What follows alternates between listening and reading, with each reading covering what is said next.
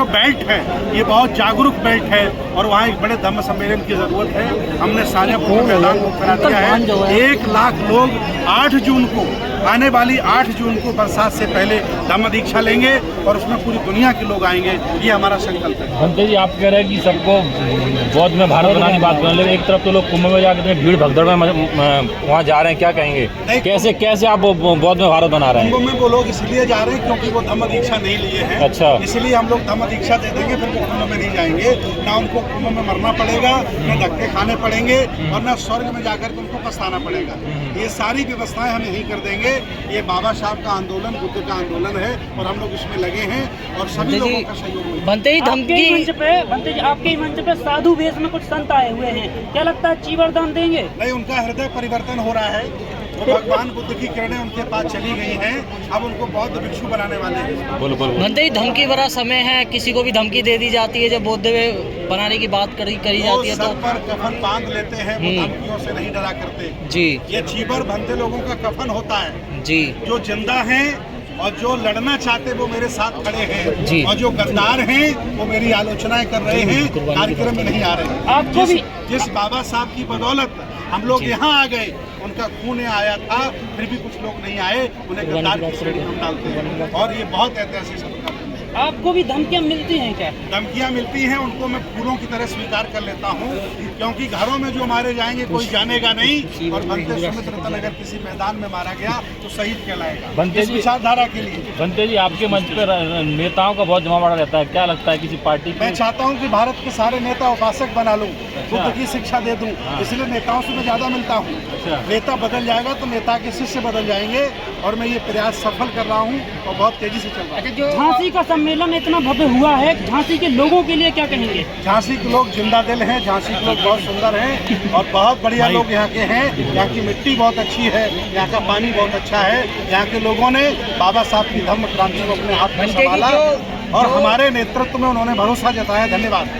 भंते जी, जो धर्म गुरु जो है चीवर के अंदर रहकर और हिंदू राष्ट्र की शपथ दिला रहे हैं बड़े बड़े मंचों से, उसके बारे में क्या देखिए, जो लोग विरोधी विचारधारा के लोग हैं, जिन्हें जैसे आरएसएस है, उन लोगों ने कुछ भंते लोगों को निकाला है तो वो लोग अपना काम कर रहे हैं। जमीर जिन्होंने बेच दिया है और जिनका जमीर जिंदा है, जो विचारधारा से जुड़े हैं, वो बुद्ध, फुले, साहू अम्बेडकर की विचारधारा को आगे बढ़ाएंगे जैसे हम लोग बढ़ा रहे हैं। ये जो भंते लोग देख रहे हैं ना, ये सभी लोग इस विचारधारा में लगे हैं और यहाँ आए हुए सभी लोग लगे हैं। हम अकेले नहीं हैं, कमजोर नहीं हैं, डरना नहीं है।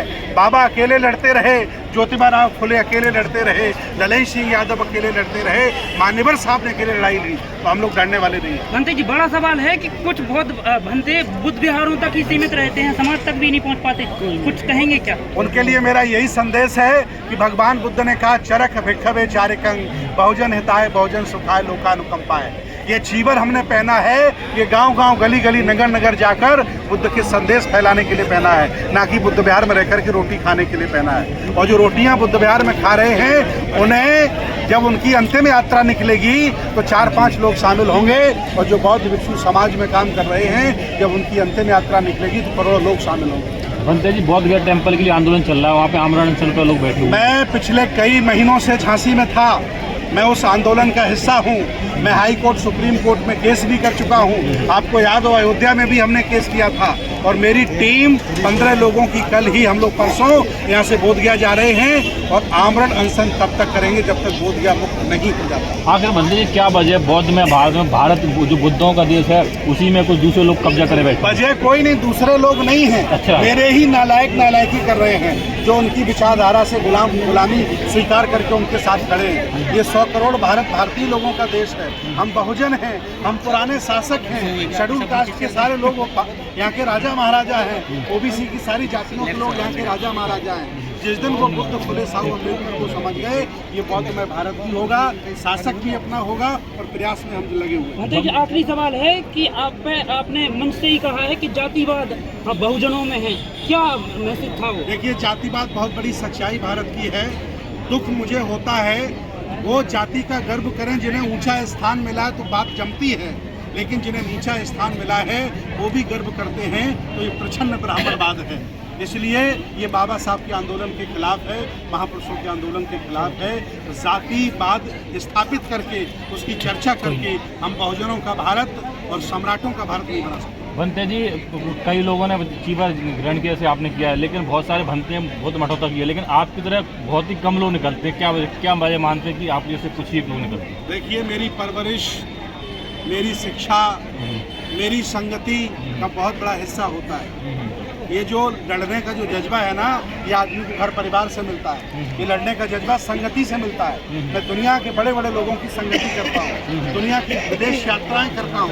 मैंने महापुरुषों का आंदोलन पढ़ा है। मैं दावे के साथ कह रहा हूँ कि महापुरुषों का आंदोलन आप मुर्दा आदमी को पढ़ा दीजिए, वो भी जिंदा हो जाएगा। अगर ये बौद्ध भिक्षु ये बात समझ लें कि हम इसलिए भंते बने हैं कि बुद्ध की शिक्षाएं घर घर ले जाएंगे, तो कोई गांव नहीं बचेगा, मोहल्ला नहीं बचेगा जब बुद्ध की शिक्षा नहीं फैल जाएगी। ये भिक्षुओं की जिम्मेदारी है, उन्हें करना चाहिए। क्या संदेश देना चाहेंगे बौद्ध भिक्षुओं को, बहुजन समाज को, और जो इस मिशन जुड़े? पूरा मेरा संदेश है, आओ सब मिलकर के चलते हैं। ना भंते सुमित्रतन चांदी की चम्मच लेके पैदा हुआ था और न सोने की चम्मच लेकर के मरेगा।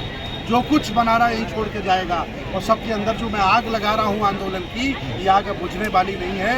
और हम लोग आज़ाद भी होंगे, शासक भी बनेंगे और बुद्धमय भारत भी होगा। भगवान बुद्ध की, भगवान बुद्ध की, बाबा साहब डॉक्टर अम्बेडकर, बाबा साहब डॉक्टर अम्बेडकर, सम्राट अशोक महान, सम्राट अशोक महान। आपकी जय हो। आपका इनका अलग से हाँ, मैं भी लिखा। आप अलग से आइए, मेरा ही ले लो।